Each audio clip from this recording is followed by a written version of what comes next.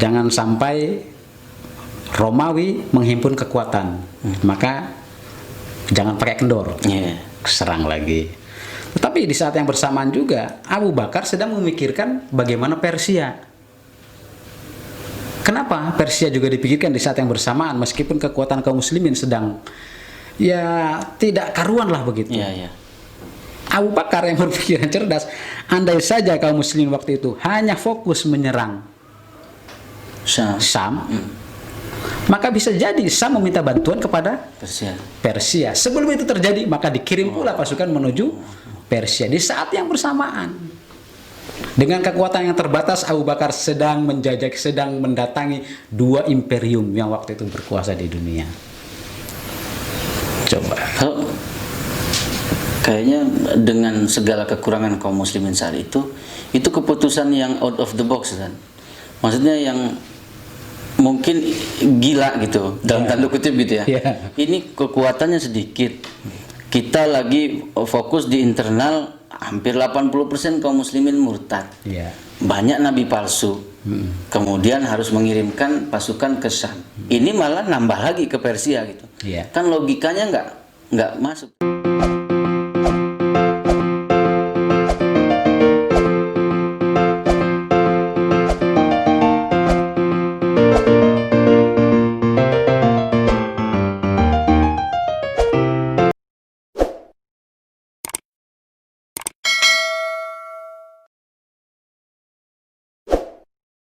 Bismillahirrahmanirrahim. Assalamualaikum warahmatullahi wabarakatuh.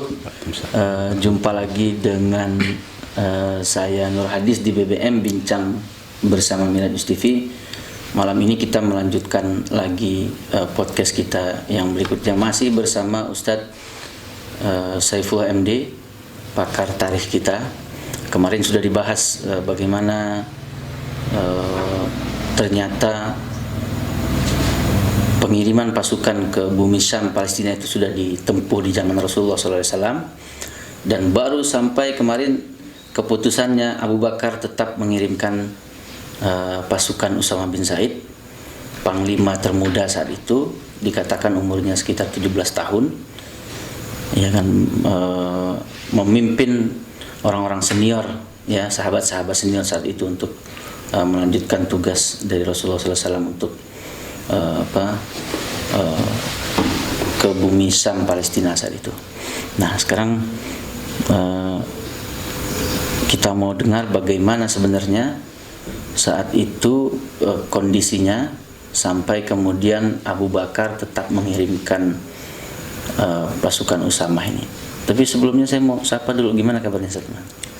Ya, alhamdulillah. Kemarin sempat kelelahan katanya. Iya, kelelahan karena ada harta Allah yang nyaris lenyap. Ronda, habis itu kebanjiran ya. Kebanjiran. Ya, alhamdulillah tuh. Ya, tadi kita kemarin sampai di proses pengiriman pasukan Usama yang tertunda. Gimana tuh, Ustaz? Baik, saya mulai. Assalamualaikum warahmatullahi wabarakatuh.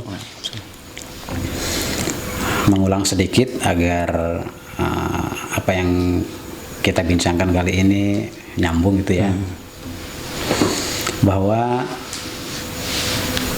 pengiriman pasukan Usama itu diawali atau dimulai ketika Rasulullah Shallallahu Alaihi Wasallam dan kaum muslimin selesai melaksanakan haji wada. Beliau memerintahkan kepada kaum muslimin waktu itu segera kembali ke Madinah. Tujuannya bukan untuk istirahat, tetapi segera menyiapkan peralatan perang untuk diberangkatkan menuju Syam. Kenapa Rasul membentuk pasukan menuju Syam? Ada beberapa sebab. Di antaranya bahwa ketika haji wada atau pasca haji wada itu kabilah-kabilah di semenanjung Arab itu hampir seluruhnya, boleh dikatakan begitu, berbondong-bondong masuk Islam. Kan ada ayatnya, idza jaa nasrullahi wal fath wa ra'aitan nasa yadkhuluna fi dinillahi afwaja, dan seterusnya. Tetapi ada beberapa, bukan beberapa ya, tepatnya itu 2 bangsa yang tidak mengikuti apa yang dilakukan oleh para kabilah. Justru 2 bangsa ini menampakkan kesombongannya. Kesombongannya adalah mereka tidak ingin bangsa lain tuh hidup merdeka. Bangsa dimaksud adalah Romawi dan Parsi. Khusus Romawi waktu itu pasca perang Tabuk, di mana Tabuk ini peperangan yang juga berat, luar biasa di daerah Sam. Dampak dari perang Tabuk adalah banyak sekali orang-orang yang berada di sekitar Tabuk, daerah Sam, di bawah kekuasaan Romawi, mereka masuk Islam. Nah, orang-orang yang masuk Islam itulah yang kemudian dibunuh oleh orang-orang Romawi. Maka Rasul merespon, mengirim pasukan untuk menjawab itu semua. Ditunjuklah Usamah bin Zaid sebagai panglimanya. Nah, kemarin sudah disinggung ya, kenapa mesti Usamah? Saya bilang ada hikmah di balik penunjukan pasukan Usamah. Tapi sebelum itu, saya ingin sampaikan juga bahwa penunjukan pasukan Usamah sebagai panglima mengisyaratkan dengan sangat jelas bahwa Rasul itu benar-benar dan sungguh-sungguh dalam mewujudkan apa yang pernah beliau sampaikan pada peristiwa batu besar di Khandaq. Coba masih ingat batu besar di Khandaq itu? Kan ada 3 ya. 3 nubuat yang disampaikan oleh Rasul. Nah, kali ini Rasul memulainya dengan menunjuk Usamah sebagai panglima. Meskipun sebelumnya sudah pernah dicoba oleh Rasul peristiwa perang Mu'tah. Itu juga dalam rangka merespon orang Romawi dan juga dalam rangka mewujudkan 3 isyarat pada perang Khandaq, Mu'tah, kemudian Tabuk, kemudian pasukan Usamah. Jadi pasukan Usamah dikirim ke Sam adalah seri ketiga atau ketiga kalinya lah Rasul atau kaum muslimin menjelajahi daerah Sam di bawah kekuasaan Romawi. Jadi sebelum Usamah bin Zaid ini ada yang pernah dikirim oleh Rasulullah ya?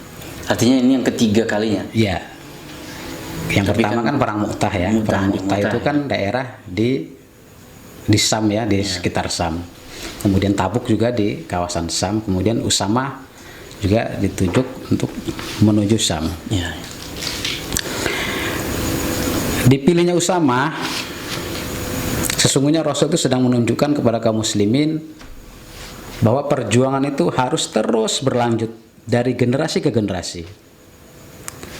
Abu Bakar, Umar, Utsman, Khalid, Sa'ad bin Abi Waqqas, Abu Ubaidah bin Al-Jarrah, ini mereka adalah sahabat-sahabat senior yang sudah malang melintang dakwah dan perjuangannya. Maka kali ini giliran anak muda. Maka Rasul memilih Usamah bin Zaid, tentu dengan alasan-alasan yang bisa dipertanggungjawabkan. Meskipun banyak sekali, saya sebut banyak sekali, orang-orang yang meragukan kemampuan Usamah bin Zaid. Nah, selanjutnya kemarin sempat kita bahas bahwa pasukan Usamah dibentuk oleh Rasul, diperintahkan untuk berangkat sampai Rasul wafat. Ternyata pasukan Usamah juga belum berangkat. Nah, alasannya diantaranya adalah bahwa kaum muslimin ingin sekali menyaksikan detik-detik atau ingin berada di samping Rasulullah di detik-detik kehidupannya. Di samping yang lainnya bahwa timbul keraguan pada tubuh kaum muslimin. Mengapa Usamah? Mengapa mesti ke Sam? Tetapi ketika Rasul wafat, kemudian kepemimpinan beralih kepada Abu Bakar. Nah, Abu Bakar dengan tekad yang kuat, meskipun banyak sekali mendapatkan tekanan terutama dari Umar agar menunda keberangkatan pasukan Usamah. Ketika Abu Bakar menanyakan, kenapa mesti ditunda wahai Umar? Umar langsung sedikit dengan nada yang tinggi, wahai Abu Bakar, tidakkah engkau sadar bahwa orang-orang murtad, bahkan seorang nabi palsu yang bernama Tulaiha sudah berada di perbatasan Madinah dan ingin menyerang Madinah? Apakah tidak sebaiknya pasukan Usamah kita tunda untuk menyerang Biar fokus dulu ke pasukan Tulaiha, si nabi palsu itu. Tapi kata Abu Bakar, demi Allah, aku tidak akan membatalkan apa yang sudah diniatkan oleh Rasul. Maka berangkatlah Usamah. Meskipun kata Umar, kalau memang engkau tetap mau memberangkatkan pasukan Usamah, oke, nggak ada masalah. Tapi tolong ganti deh Usamah dengan orang yang lebih senior. Tapi sekali lagi Abu Bakar mengatakan tidak. Kemarin sudah saya sampaikan, kenapa Abu Bakar bersikukuh harus Usamah? Karena Abu Bakar mendengar sendiri dari lisan Rasulullah bahwa aku tahu apa yang engkau tidak tahu. Inilah jawaban yang akan dicari oleh Abu Bakar. Maka tetap memberangkatkan pasukan Usama bin Zaid. Kemudian mana tadi ya, Pak Ades? Berangkatkan pasukan Usama ke Zaid, ke Sam ya. Ke Zaid. Sesungguhnya peralihan dari Rasul kepada Abu Bakar ini adalah titik krusial keberlangsungan dakwah dan jihad kaum muslimin. Ada pada masa Abu Bakar. Padahal pada masa Abu Bakar itu banyak sekali peristiwa-peristiwa yang menurut ukuran kita kayaknya tidak mungkin kaum muslimin bisa bisa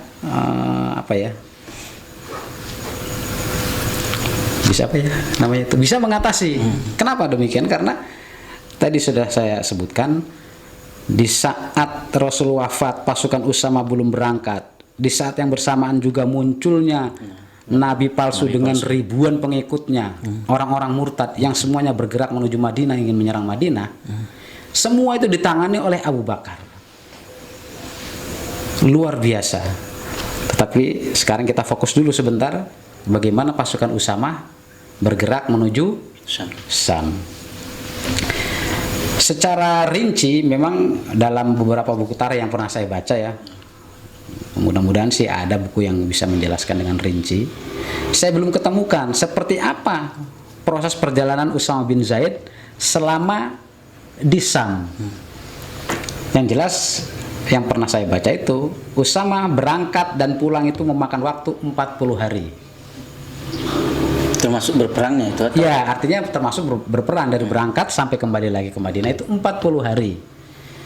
Kenapa tidak begitu rinci diceritakan oleh ahli sejarah? Karena ada hal yang lebih besar lagi peristiwanya, yaitu kemunculan beberapa nabi palsu. Paling tidak ada 4 nabi palsu dengan pengikutnya yang jumlahnya juga ribuan, yang semuanya bergerak menuju Madinah. Kaum muslimin banyak sekali fokus kepada gerakan orang-orang murtad itu. Jadi pasukan Usama seolah-olah ya sudahlah, berangkatlah seperti apa gitu. Dengan qadarullah saja akhirnya pasukan Usama kembali setelah 40 hari. Itu kembali dalam keadaan menang atau? Sejarah mencatat bahwa ketika Usama sampai kembali ke Madinah, kemudian seperti lazimnya orang yang mendapatkan tugas mesti akan lapor kepada panglima tertingginya. Maka Usama menghadap Abu Bakar, lapor. Barangkali kalau sekarang siap, lapor, barangkali begitu ya. Usama melaporkan, wahai Abu Bakar, kami berangkat dan pulang dengan keadaan selamat, alhamdulillah. Kami membawa ghanimah yang ternyata luar biasa banyak, juga membawa beberapa tawanan. Kemudian pasukan kami berangkat dan kembali dalam keadaan utuh. Bahkan ini yang membuat saya tercengang, dan Umar, terutama Umar itu tercengang. Seluruh pasukan yang dibawa oleh Usama bin Zaid itu tidak ada satupun yang syahid. Berangkat sampai kembali utuh, bahkan terluka pun tidak. Inilah yang kemudian membuat Umar bertakbir, Allahu Akbar. Ternyata inilah mengapa Rasul menunjuk Usama, mengapa Abu Bakar bersikeras tetap mempertahankan agar Usama berangkat. Itulah jiwa besar Umar. Bahkan Umar mengukur dirinya sendiri, kalau saya yang berangkat, yang menjadi panglima, apalah jadinya. Berarti kan Umar berjiwa besar ya. Iya, betul. Inilah hebatnya Umar. Selalu mengakui kelebihan apa yang dimiliki oleh orang lain. Tidak pernah sinis ya.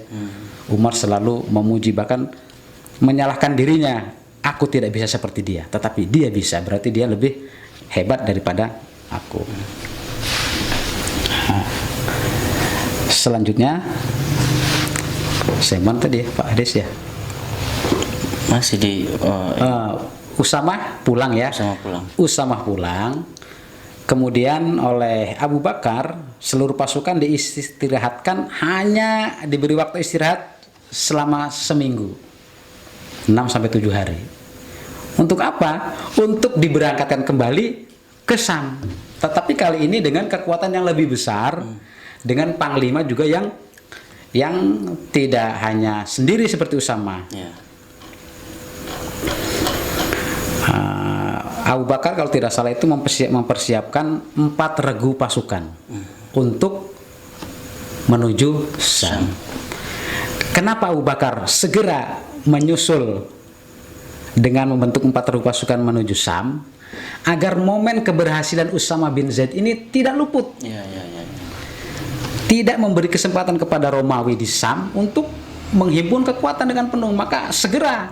Nah, itu kan berarti visioner sekali itu Abu Bakar, cerdas. Kalau bahasa kita sekarang tuh jangan kasih kendor itu. Nah, jangan kasih kendor. Hajar terus ya kan. Meskipun sesungguhnya kaum muslimin juga ya empot-empotan lah bahasa sekarang ya. Wah, sudah luar biasa. Satu sesungguhnya yang membuat kaum muslimin bisa bergerak dengan cepat, keimanan dan ketakwaan. Itulah puncak dari jihad itu apa? Iskariman aumut syahidan. Kalau hidup mulia, kalau mati syahid.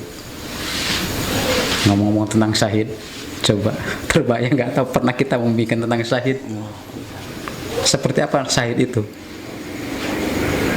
Yang jelas kalau saya bayanginnya bidadari satu. Bidadari. Ya betul. Betul itu. Kan begini. Ini bicara tentang syahid dulu ya. Kenapa para sahabat itu berlomba-lomba ingin syahid? Karena ada 6 keutamaan paling tidak. Pertama, kalau orang itu ditakdirkan Allah syahid, ketika dia tergores luka dalam peperangan, meneteskan darahnya, dia sudah mendapatkan tempat di surga. Baru menetes saja itu. Jadi bahkan dia juga sudah bisa melihat tempatnya di surga. Maka orang yang berjihad di jalan Allah, waktu itu para sahabat, ketika perang terluka tidak ada yang kembali mundur, minta diobatin kemudian absen. Tidak, justru ketika luka itulah dia makin maju. Kenapa? Dia sudah lihat surga. Dan para bidadari ini coba. Itu lebih dari satu. Menanti. Terakhirnya nih, bahwa sang syahid diberi kuota untuk mendapatkan 70 orang anggota keluarganya diberi syafaat. Masya Allah. Siapa yang tidak menginginkan itu? Ustaz, kalau mati syahid, masukin saya satu saat di situ. Insya Allah. Jangan lupa, Ustaz. Mudah-mudahan saya tidak lupa ya. Begitu sebaliknya ya. Insya Allah. Ya, Oke, kembali ke Abu Bakar. 4 regu pasukan tadi sudah saya sampaikan. Jangan sampai Romawi menghimpun kekuatan, maka jangan pakai kendor. Serang lagi. Tetapi di saat yang bersamaan juga Abu Bakar sedang memikirkan bagaimana Persia. Kenapa Persia juga dipikirkan di saat yang bersamaan, meskipun kekuatan kaum muslimin sedang tidak karuan lah begitu. Abu Bakar yang berpikiran cerdas, andai saja kaum muslimin waktu itu hanya fokus menyerang Sam, maka bisa jadi Sam meminta bantuan kepada Persia. Sebelum itu terjadi, maka dikirim pula pasukan menuju Persia di saat yang bersamaan. Dengan kekuatan yang terbatas, Abu Bakar sedang menjajaki, sedang mendatangi 2 imperium yang waktu itu berkuasa di dunia. Coba. Kayaknya dengan segala kekurangan kaum muslimin saat itu keputusan yang out of the box kan. Maksudnya yang mungkin gila gitu, dalam tanda kutip gitu ya. Ini kekuatannya sedikit. kita lagi fokus di internal, hampir 80% kaum muslimin murtad. Iya. Banyak nabi palsu. Kemudian harus mengirimkan pasukan ke Syam. Ini malah nambah lagi ke Persia gitu. Iya. Kan logikanya nggak masuk tuh. Tapi ternyata seperti apa kejadian di Persia? Ya, Persia itu kan sebenarnya masalahnya ketika Rasul masih hidup sudah ada masalah dengan Persia ya. Kalau tidak salah ketika Rasul mengirim surat dakwah kepada Raja Persia, Abrawis II itu ya, kemudian suratnya dirobek-robek. Rasul kan bersabda, kelak kerajaannya juga akan dirobek seperti itu. Nah, maka sahabat yang mendengar sabda beliau, nah itulah motivasi kuatnya. Sebenarnya yang memulai inisiatif untuk berangkat menuju Persia itu adalah anak muda, Musa bin Harisa As-Sibani, yang baru saja selesai menaklukkan atau memadamkan gerakan orang-orang murtad di Bahrain. Selesai, Panglima waktu itu Al-Hadrami pulang ke Madinah, tetapi Musanna meminta kepada Abu Bakar, beri aku 7.000 pasukan, aku akan berangkat menuju Persia. Ini anak muda, coba. Mestinya kan habis perang, udah istirahat, ketemu keluarga, rehat sebentar, enak. Itu tidak. Inilah hebatnya, bagi orang beriman, jihad itu tamasya. Yang terbayang adalah keindahan surga. Nah, berarti yang berbicara adalah keimanan. Ya, kayak model-model kita ini Masya Allah. Saya lah ya, betul. Jangan kita ya. Kalau kita mewakili orang banyak, saya gitu. Bukan kalau Ustadz lah. Kalau Ustadznya mungkin, kalau saya ya ini susah nih. Udah dosanya banyak. Ya, mudah-mudahan sedikit. Syahid. Amin, insya Allah. Nah, tadi pertanyaannya, kenapa Abu Bakar membuat keputusan seperti itu dan semua berjalan? Ini kemampuan Abu Bakar meyakinkan kepada utamanya para penasehatnya akan langkah-langkah yang dipilihnya. Bukan berarti Abu Bakar itu dengan tangan besi begini begitu tanpa musyawarah. Bukan. Abu Bakar selalu mengadakan musyawarah. Seluruh keputusan yang diambil yang beresiko besar, berbiaya besar, semuanya melalui proses musyawarah. Dan hebatnya Abu Bakar itu bisa meyakinkan seluruh stafnya. Maka berangkat atas kesepakatan bersama. Maka dukungannya juga bersama. Itu hebatnya. Berangkat. Nah, kembali ke fokus ke Syam. 4 regu pasukan ini ya memang Abu Bakar lagi-lagi luar biasa ya, visinya, strateginya itu luar biasa. Kenapa mesti 4 regu? Karena memang ternyata masing-masing mempunyai sasaran. Paling yang pertama Amr bin As, itu tujuannya adalah Bandar Aila, Teluk Aqobah. Selanjutnya adalah Al-Quds atau Palestina. Ini khusus tugas Amr bin As. Itu panglima yang pertama. Panglima yang kedua Syarhabil bin Hasana, itu tujuannya adalah benteng kota Tabuk yang pernah Rasul datang ke sana. Kemudian maju ke Yordan. Kalau sudah Tabuk selesai, tadi siapa? Syarhabil menuju ke Yordan. Kemudian yang ketiga Yazid bin Abi Sofyan, itu tujuannya adalah Damaskus dan Syria Selatan, didampingi oleh Muawiyah bin Abi Sofyan. Jadi kakak beradik. Tujuan untuk menuju Damaskus. Baru yang keempat adalah Panglima Abu Ubaidah bin Al-Jarrah. Tujuannya adalah benteng Homs, Syria Utara, dan ibu kota Antokia. Jadi kan kekuatan pusat pemerintahan Romawi waktu itu di Syam itu adalah di Antokia atau Antioquia. Maka Abu Ubaidah yang ditugaskan. Mereka berangkat ke Syam hanya diikuti oleh masing-masing regu itu 6.000 pasukan. Jadi 6 kali 4 24.000 pasukan berangkat menuju Syam.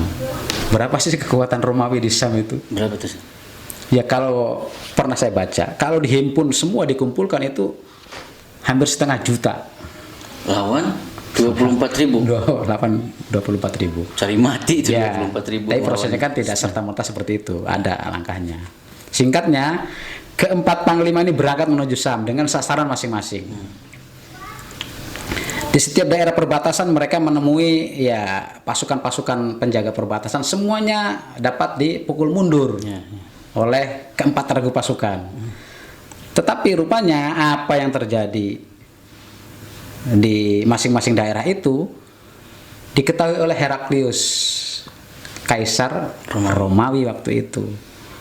Maka Heraklius segera bermusyawarah dengan staf-stafnya, kemudian dengan segera juga menghimpun kekuatan untuk menghadapi pasukan Islam. 24.000 melawan berapa? Ternyata Heraklius berhasil mengumpulkan pasukan dalam waktu singkat berjumlah 240.000. Ya, seimbang nggak kira-kira itu? Seimbang sekali. Seimbang ya. 24.000 tambah 200 berbanding 240.000. beda nolnya satu tuh. Iya, beda nolnya satu. Iya. Ya, saya tidak berbicara tentang seperti apa ya jalannya pertempuran karena memang ini luar biasa. Tetapi justru saya menyorotinya betapa jelinya Abu Bakar memilih panglima berikut sasaran. Nah, itu dia. Padahal belum ada GPS waktu itu, Ustaz. Belum ada ya? Belum ada GPS kan waktu itu. Belum ada GPS, saya sudah sedetail itu ya, Iya, seakurat itu. Belum Contoh ada saja peta begini. juga mungkin. Barangkali ya. Abu Ubaidah menunjuk Amr bin As dengan beberapa sasaran, dan sasaran terakhirnya adalah Palestina di mana Al-Quds berada. Kenapa dia yang dipilih? Bukan seperti Khalid yang karakter tempurnya luar biasa agresif, tetapi Amr bin As. Kenapa? Karena Abu Bakar berharap dengan kepandaiannya berdiplomasi, dengan kepandaiannya dia ya bersilat lidah, berharap Al-Quds takluk dengan cara yang damai. Abu Bakar menunjuk Usamah dengan menunjuk Amr bin As dengan niat seperti itu karena Amr bin As pernah berkali-kali membuktikannya di masa Rasul. Berapa kali dikirim sebagai panglima perang, di dalamnya ada Abu Bakar, Umar, bahkan Khalid sendiri. Tidak terjadi peperangan, bahkan beberapa kabilah masuk Islam berbondong-bondong, pasukannya nganggur, tidak jadi perang. Nah, kali ini ditugaskan kembali oleh Abu Bakar menuju Palestina. Adapun tadi anaknya Abu Sufyan bin Harb ya, Muawiyah sama Yazid dikirim ke sana karena dua orang ini sudah hafal betul daerah tersebut karena bapaknya itu sudah sering berdagang ke situ dan mereka juga sudah sering berdagang ke situ, hafal betul daerahnya. Bahkan punya properti di sana, mungkin kontrakan atau apa, sudah paham. Maka Abu Bakar memanfaatkan potensi itu untuk mempercepat, mempermudah penaklukan. Satu hal yang bisa saya ambil dari situ bahwa ketika menunjuk ke seseorang menjadi pemimpin itu tentu ada pertimbangan-pertimbangan tertentu yang matang dipertimbangkan oleh pemimpin. Ya, betul. Tidak asal tunjuk begitu. Tidak kira-kira asal gitu. tunjuk, lagi gatel garuk-garuk itu aja lah. Iya, Pertimbangan. Nah, memang seharusnya seperti itu supaya ya namanya juga menunjuk seorang pemimpin kan banyak yang harus dipertanggungjawabkan. Kalau tidak memiliki kemampuan yang dibutuhkan, ya justru merepotkan lah ya. Tuh. Kemudian Abu Ubaidah bin Al-Jarrah ditunjuk sebagai panglima tertingginya di antara 4 panglima. Kenapa Abu Ubaidah yang ditunjuk? Abu Bakar tahu, faham sekali bahwa Syam itu kalau saya menyebutnya adalah gudang emas. Kekayaannya berlimpah luar biasa. Abu Ubaidah ditunjuk sebagai panglima karena dia bergelar Aminul Ummah, kepercayaan umat. Yang ketika berada di Madinah, Abu Ubaidah ditugasi oleh Abu Bakar As-Siddiq untuk menjaga Baitul Mal. Orangnya amanah luar biasa. Coba, belum perang, Abu Bakar sudah menghitung semua kemungkinannya. Maka Abu Ubaidah lah yang diberi amanah tertinggi untuk mengomandani seluruh pasukan berikut panglima-panglimanya. cerdas deh, luar biasa. Nggak salah kan, memang Allah takdirkan sepeninggal Rasul itu Abu Bakar.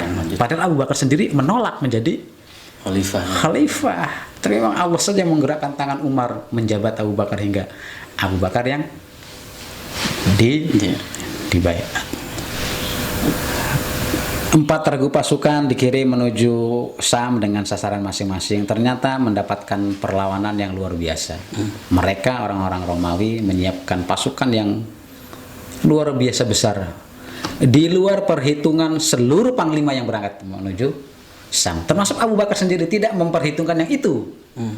Bahwa mereka akan menghadapi pasukan Romawi dalam jumlah yang besar. Ya, 4 panglima yang sudah disebutkan oleh tadi di atas ya. Mereka memang punya semangat juang jihad luar biasa, tetapi juga mereka berpikir realistis. Mentang-mentang pengen mati syahid tanpa perhitungan, maju terus, enggak juga. Mereka juga cerdas. Ya 24.000 melawan 240.000 kan, kalau nekat saja mungkin bisa saja mereka mendapatkan syahid. Dengan izin Allah bertemulah 2 pasukan. Pasukan kaum muslimin berjumlah 24 tambah 10 jadi 34. Kemudian ditambah lagi dengan pasukan yang lain, jumlahnya sekitar 46.000 pasukan. Sementara Romawi 240.000 pasukan. Persiapan perang berbulan-bulan lamanya. Tetapi sungguh ironis, begitu lama persiapan ternyata perangnya juga berlangsung cukup singkat. Ada yang mengatakan hanya 2 hari berlangsung peperangan itu. Saya tidak menceritakan secara detail peperangan itu, tapi memang dengan izin Allah di bawah kepemimpinan Panglima Khalid bin Walid, kaum muslimin berhasil memenangkan pertempuran di Yarmuk. Sesungguhnya Yarmuk ini adalah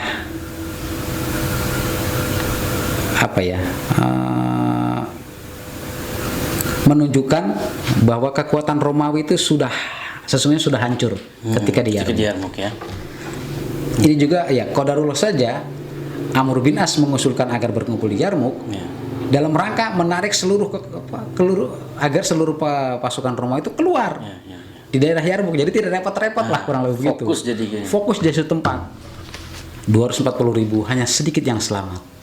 Mereka lari ke Damaskus, yang kemudian nanti dikejar di Damaskus. Jumlah korban dari kaum muslimin juga luar biasa, sekitar 7.000, 8.000 kaum muslimin syahid di Yarmuk. Sementara mereka hanya tinggal sedikit yang selamat dari 240.000 itu. Karena di Yarmuk itu ada istilah peristiwa Zatus Salasil, untayan rantai. Sekitar 80.000 pasukan Romawi itu dalam keadaan diikat rantai satu persatu. Ini strategi mereka memang. Jadi kalau pasukan ini maju bergerak bersama, memang kekuatannya luar biasa. 80.000 maju bersama tidak bisa terpisah karena saling terikat rantai. Tapi ketika berhadapan dengan Khalid yang ahli strategi, justru inilah kelemahan mereka. Untayan rantai, ketika pasukan ini bahasa kasar itu disikat oleh Khalid, kaum muslimin seperti menebas batang pisang. Ya, orang yang sudah terikat mungkin satu roboh kan menjadi beban yang lainnya. Maka itulah sesungguhnya kekalahan telak itu karena mereka menggunakan taktik Zatus Salasil. Padahal selama ini Romawi itu taktik itu adalah taktik yang paling jitu. Musuh-musuhnya itu selalu takluk dengan cara itu. 80.000 maju bareng, kayak ombak, tidak bisa dikalahkan. Tapi dengan izin Allah, di tangan Khalid dengan kejeliannya melihat situasi, strategi, kaum muslimin berhasil memenangkan pertempuran tersebut. Nah, kita sampai di bagaimana kaum muslimin ini kemudian menang di Yarmuk dengan segala strategi yang dilakukan oleh Abu Bakar sebagai pemimpin tertinggi saat itu ya, di Madinah ya, di Madinah. Nah, kita tentu akan lanjutkan itu nanti, Zat. Masih banyak ternyata yang harus kita bahas, tapi mungkin ada yang bisa Ustadz simpulkan dari hikmah-hikmah dari cerita yang malam hari ini kita diungkap oleh Ustadz? Ada beberapa, mulai dari tadi Abu Bakar tetap melanjutkan keputusan Rasulullah SAW sampai kemudian kaum muslimin menang di perang Yarmouk. Hikmahnya ya, hikmah pengiriman pasukan Usama awalnya ya. Baik ya. Setidaknya ada beberapa hal mengapa Rasulullah menunjuk Usama bin Zaid sebagai panglima waktu itu ditugaskan menuju Syam. Yang pertama sekali adalah keharusan adanya regenerasi di kalangan kaum muslim, itu mutlak adanya. Kemudian yang kedua, untuk mengalihkan perhatian dari adanya kemelut waktu itu antara Muhajir dan Ansor soal kepemimpinan. Ketika dengan singkat selesai, tapi bukan berarti itu padam 100%. Tetap saja ada. Maka untuk mengalihkan perhatian itu diadakanlah sebuah gerakan jihad agar semua kaum muslimin fokusnya pada jihad, melupakan perselisihan. Kemudian ini juga memberi isyarat kuat kepada musuh-musuh Islam ya, waktu itu Romawi dan Parsi, bahwa ternyata wafatnya Rasul tidak menjadikan kaum muslimin lemah. Bahkan seolah-olah semakin kuat. Heraklius sendiri, Kaisar Romawi, itu berkata, mengakui dengan jujur, baru kali ini ada bangsa di mana ketika pemimpin tertingginya yang begitu dicintai wafat, tidak menjadikan pengikutnya sedih berkepanjangan, malah semakin kuat. Terlihat sangat kuat. Dan kali ini yang datang ke negeriku Sam bukan lagi kalangan tua, tapi anak muda. Betapa dahsyatnya berarti kan kekuatan kaum muslimin sudah tidak tergantung lagi dengan yang tua-tua. Kemudian apa yang direncanakan Rasul menjelang akhir hayatnya mengindikasikan juga bahwa kaum muslimin pasca beliau wafat akan mengalami banyak sekali masalah. Maka pengiriman pasukan Usama adalah solusi jangka pendek untuk meminimalisir terjadinya kemelut di kalangan kaum muslimin, agar semua kaum muslimin fokus pada perjuangan. Paling tidak itu hikmah mengapa Usama bin Zaid dikirim ke sana. Ya, baik. Artinya kita bisa lihat tadi bagaimana panglima muda yang ditunjuk oleh Rasulullah SAW kemudian dilanjutkan oleh Abu Bakar. Abu Bakar tidak berani merubah keputusan Rasulullah SAW ini, tetap mengirimkan Usama bin Zaid. Tadi Ustadz ceritakan bahwa ternyata Usama bin Zaid berangkat dan kembali lagi selama 40 hari itu membawa kemenangan, membawa ghanimah yang besar. Tidak ada satupun dari 4.000 pasukan yang dia bawa itu kemudian terluka sedikit pun. Dan itu yang kemudian membuat Umar bin Khattab takbir tadi ya, bahwa ternyata anak muda ini punya kekuatan yang besar begitu. Meski beberapa yang di podcast sebelumnya kita bahas itu saat ini anak muda ini senangnya protes, senangnya beda pendapat gitu mungkin ya. Karena memang mungkin pikirannya dinamis anak-anak muda ini. Dia nggak kurang suka dengan birokrasi, ya kan? Dia protes, tapi ide-ide cemerlang ini yang kemudian diakomodir oleh pemimpin saat itu, baik di masa Rasulullah kemudian dilanjutkan oleh Abu Bakar, begitu juga di zaman Umar. Yang saya tahu Umar bin Khattab ini ada staf ahli yang anak muda katanya, staf ahli yang anak muda yang ketika dia memutuskan suatu masalah dia mesti harus minta pendapat dengan anak muda ini. Nah ini luar biasanya ternyata anak muda ini. Baik, alhamdulillah kita ada di penghujung podcast kita pada malam hari ini. Masih banyak sebenarnya, kita belum selesai lagi mengupas terus tentang bagaimana pengiriman pasukan ke Syam untuk tujuan utamanya adalah pembebasan Baitul Maqdis saat itu yang dikuasai oleh Romawi. Di pertemuan berikutnya insya Allah kita akan bahas lagi itu. Demikian untuk pertemuan kali ini di BBM Bincang Bersama Miraj News TV. Saya Nur Aziz. Assalamualaikum warahmatullahi wabarakatuh.